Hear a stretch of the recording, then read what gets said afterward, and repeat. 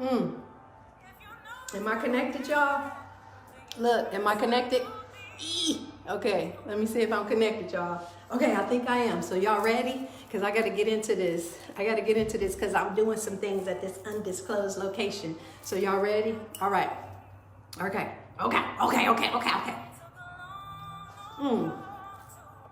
Let me set this up, y'all. Hold on, I'm gonna pause y'all for a second. Okay. Good morning, Vicky. I ain't seen you in a long time, have I? Hey, Ronika, good morning, girl. Okay, y'all. Let me get going because I'm in this undisclosed location and I got stuff to do. So, first of all, let's acknowledge this 95% humidity. Y'all, that humidity ain't playing with us today. That humidity is not playing with us today. It's ready to just, you know what? I feel like when I walk outside, I feel like the humidity just give me a big old squeeze, a big old hug, right? As soon as I walk outside, I feel like the humidity just grabbed me and just squeezed me. And if I was thirsty, then I could just absorb all the humidity and my thirst would be quenched. That's how humid it is outside, y'all. Okay, I'm gonna stay focused. So, let's talk about what we've been talking about. Let's talk about where we've been over the past couple days when we talk about our energy and our power. And my question to you all today is, what did I write up there? How often do you release your energy into the hands of another? And y'all, again, I told y'all my brain be going so fast that I have to write stuff down. So I got my notes right here, right? I want to talk to y'all about this. Okay, good morning. Okay, so in the past, hey Tiny, let me give you a hug, girl. Had to give her a hug. Okay, so in the past, I've talked to you about healing, right? Let's go to that definition of healing that I've given you all in the past. So healing, the active and internal process that includes investigating one's attitudes, memories, and beliefs, right? So we're investigating our attitudes, our memories, and our beliefs with the desire to release all negative patterns from us that prevent us from a full emotional and spiritual recovery. From a full emotional, spiritual well self, right? Y'all with me? Okay. So in this process of internal review, you inevitably, you can't help it. Inevitably means it just naturally will happen. You will begin to review, not just this internal review, but you'll begin to review these external circumstances around you, right? Because as you're trying to get you right, you start noticing that there's some things around you that ain't necessarily helping you get right. Y'all get what I'm saying? So in this process of your internal review, you notice these external circumstances. And then in that process of noticing those, you want to recreate, right? You want to create your way in a life that activates your will. Okay, y'all stay with me. So you want the will to see and accept truths about your life. The will to accept and see truths about your life, right? Right, sis? You want the will to accept and to see truths about your life, and how you've used your energies. Right, y'all? Y'all with me? The will to accept and to see truths about your life and how you use your energies. And ultimately, y'all, I believe what we all want, we want to use our energy. Each one of us, we want to use our energy for the creation of love, self-esteem, right? Self-sufficiency and health. Like a whole health, right? Not just physical health, mental health, spiritual health, right? Intellectual health, like every aspect of us. That's what we want to use our energies towards. Relational health, right, y'all? Okay, stay with me. So this takes us to a moment of reflection on this question. The question I asked you from the beginning. How often do you release your energy into the hands of another? Or even into the thing, a symbol, right? Remember I talked about power and their symbols, and we have things around us that are symbols of power, right? So y'all stay with me. In the pursuit of your own wellness in your body, I want to know, in your wellness, in your mind, body, and spirit, how do you show up? Are you an active participant or are you a passive bystander? What do I mean by that, y'all? Are you active participant or a passive bystander? Because no matter what you are, no matter what, an energy connection occurs between you as the patient and the healing capacity of whatever form of therapy you take. Y'all get what I'm saying? It is what it is. So listen, let me break that down.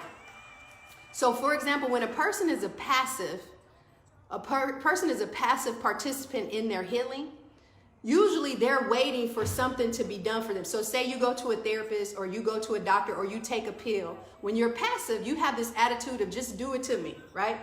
You just want to get it done and you go ahead and give me what I need. You can't fully heal that way. You don't fully heal. You may recover, but you never fully heal. You never fully heal because you're not actively participating in whatever it is and removing whatever it is that created that illness within you. And I'm talking about mental, physical, spiritual, whatever, y'all. When you wait for somebody else to do that for you, you can't fully heal. You might recover temporarily. Y'all with me? Y'all get what I'm saying? So like you said, Tiny, you waste a lot of time on the energy on the wrong people. Baby girl, baby cousin, listen, in itself, a lot of times you're putting that energy and you're passing your power over to another by giving them that space in your whole aura. Like they don't get to be in your aura unless you say so, right? You get what I'm saying? Okay, y'all, stay with me. All right, so I'm talking about, are you passive or active? So are you a passive or active participant in your daily healing and wellness? Okay? So let's think about a typical practice when you experience pain or dis-ease. Let's think about that, y'all. When you experience any form of pain or dis-ease in your body, do you surrender to a conventional medical approach? So what's the conventional medical approach, y'all? It's that passive position. We're waiting for the doctor to give me a pill or to do something to me. We're basically saying, just do it to me. And we're passively saying, this will get me better, right? Y'all get what I'm saying? So even in that process, that requires no conscious participation. Not on your part, at least. It doesn't require a conscious participation on your part. You surrender your healing and your wellness to somewhere else, to a pill, right? Y'all with me? Does that happen? Okay. Or, so we talk about the passive you, or do you actively take part in this investigation of your attitudes, your memories, your beliefs, with the desire to end any of these negative things in your body, where you're taking a true look at yourself. What am I doing? What am I eating? What conversations have I participated in that are draining the hell out of me? What relationships am I in that basically bring weight to my shoulders? Y'all with me? Y'all with me? Okay, I need to calm down. I can't calm down. It's probably these pants, y'all. Did y'all notice these great pants? Y'all, as I get older, I just be going off on a rant, but as I get older, y'all, I really be getting more and more like my mama. My whole life, my mama loved to wear bright colors, and I usually keep it basic, stick with my earth tones. But as I get older, y'all, I be showing up like my mama. So I got these bright pants on today looking like my mama. Okay, let me get back to what we talking about. Okay, so so I was saying about active and passive. So if you are actively participating in the investigation of you, I don't think you can do that without having some form of meditation or mindfulness and stillness, where you sit with you, okay? Where you sit with you and you take time to listen to what your body is saying. So you can easily do an active participation of like a guided relaxation or anything that takes you within, all right? So let me get this to an end, y'all. Y'all know I'll be talking too much. So there's so many holistic techniques that we can go to where we're not just saying, you know, you just do it to me. I'm going to participate in this. All right.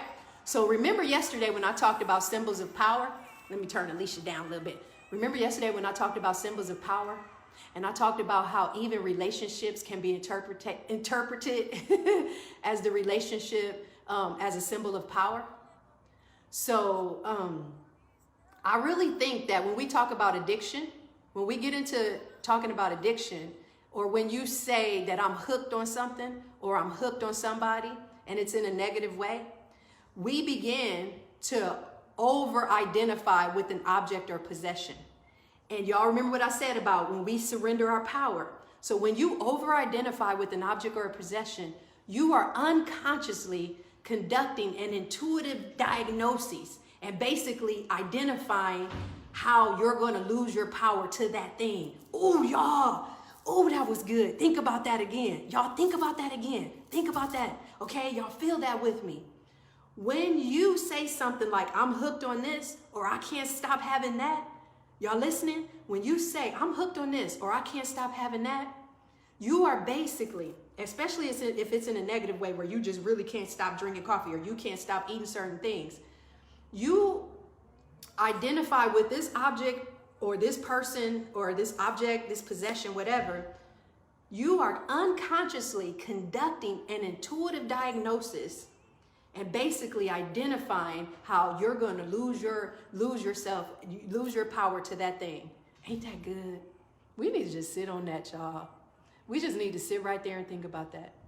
Even thinking about the things you say. Okay, your energy circuits are so thoroughly connected to the things you see as your power. Whether that's coffee, y'all stay with me. Y'all stay with me. Talk, y'all stay with me. So your energy circuits are so thoroughly connected to the power target. Your power target. What's your power target? Is it coffee? Is it cigarettes? Is it relationships with a certain lover? Is it your relationship with your child? Whoever. Is it a title? Is it acquisition of a title? Whatever it is, y'all, I want y'all to chew on that. Because when you give it over, you no longer have the use of your own reasoning ability. And y'all know what I think about that? So then it's not the mind. You know how people say like they know better and they wish they could do better and stop doing something? It's not the mind, but our emotional needs. It's our emotional needs that control our attachment to our power targets. You remember what I said? What are the power targets? Those things, right? We essentially release our healing into the hands of other things, right? Feel about that, y'all. Think about it and feel about it. For some people, their addiction to coffee, cigarettes, food maintains more authority over them than their desire to heal. Y'all, for some people, those power targets, those symbols, maintain more authority over them than their desire to heal. And then healing for some of us has become outside of our reach, and our power now exists outside the boundaries of our own physical selves. Oh, y'all, I just feel like we need to just sit with this. Let's just do that. Let's just do that, y'all. Oh, my Uncle Xander on here. Okay, Uncle Xander. Look, y'all. Y'all with me?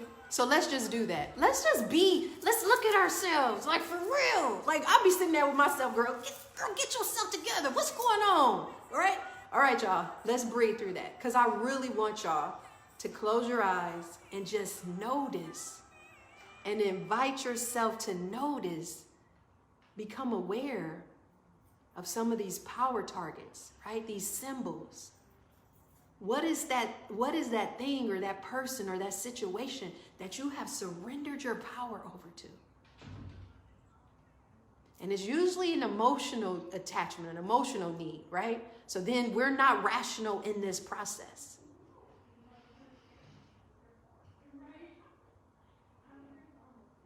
So hopefully in this moment of quiet, you all have come up with a couple of things that you will go and investigate. Remember what I said about that healing process? This investigation, whether it be memories, right? So I want y'all to go to that. Let's open our eyes, y'all, because I got to get back to what I was doing in this undisclosed location.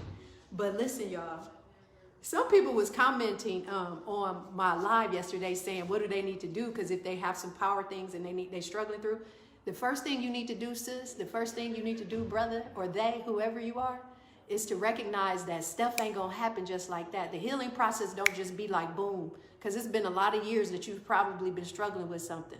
So you want to give yourself time. Start off there, sis, and say, I need to give myself some grace and know that it might take a little time. But I am going to be an active participant in my healing.